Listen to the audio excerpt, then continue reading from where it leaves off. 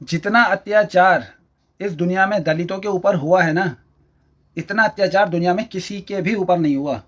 अगर आप इनके ऊपर अत्याचारों की जानकारी लोगे ना, तो आपके रोंगटे खड़े हो जाएंगे, रोंगटे खड़े। लेकिन ये बात हमारे दलित भाइयों को आज तक समझ में नहीं आई है। आप कितना भी पढ़ लो, कितना भी पैसा कमा लो, लेकिन आपको कभी भी ये इज्जत की नज़रों से नहीं देखेंगे। ये बात आपको आज तक समझ में नहीं आई है। आप एक बात खुद सोचो, आप अंबेडकर से ज़्यादा थोड़ी पढ़ लोगे, अंबेडकर से ज़्यादा इज्जत थोड़ी कमा लोगे।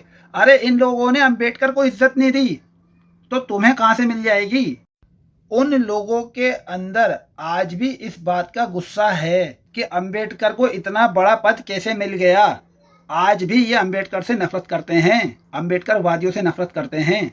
और ये बात बाबा भीमराव अंबेडकर बहुत अच्छे से समझ गए थे, और उनको ये पता चल गया था जब तक वो जाति व्यवस्था और धर्म से बंधे रहेंगे उन्हें कभी भी इज्जत नहीं मिलेगी। इसीलिए उन्होंने धर्म परिवर्तन का फैसला लिया, और लोगों को ये समझाने के लिए, बताने के लिए उन्होंने ये एक इशारा दिया। लेकिन दलित आज तक समझ नहीं पाए उनके उस इशारे को।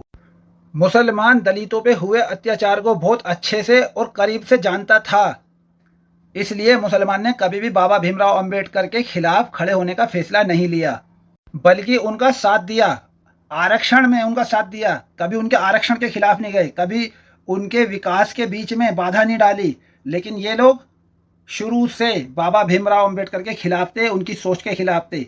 लेकिन दलित समाज आज तक इस बात को समझ नहीं पाया। पता नहीं समझना नहीं चाहता, क्या नहीं करना चाहता। अबे भाई, जब तक तुम ये जाति व्यवस्था से बंधे रहोगे ना, तुम्हें कभी भी इज्जत की नजरों से ये लोग नहीं देखेंगे। कब समझ में आएगी तुम्हारी औकात पता है इनकी नजरों में कितनी है। खुद ये गाय का पेशाब पी लेते हैं और तुम्हें ये पानी तक नहीं पीने देते। इतनी बड़ी बातें होने के बाद भी तुम्हें आज तक समझ में नहीं आया बाबा भीमराव अंबेडकर ने तुम्हें क्या आदेश दिया था। भंगी को भंगी किसने बनाया? इन्होंने बनाया। समाज से उन्हें भंग कर दिया। जब वो समाज से भंग हो गए, उन्हें भी ये भंगी कहने लगे। आज वो भंगी मुसलमानों के खिलाफ लड़ रहे हैं। इन्हें आज तक ये पता नहीं चला इन्हें भंगी बनाया किसने।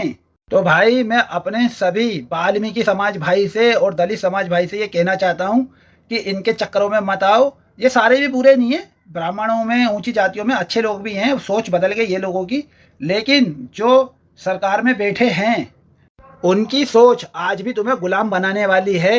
इस बात को ना याद रखना। जब तक इस देश में मुसलमान हैं, तुम महफूज हो, वरना तुम महफूज नहीं रहोगे।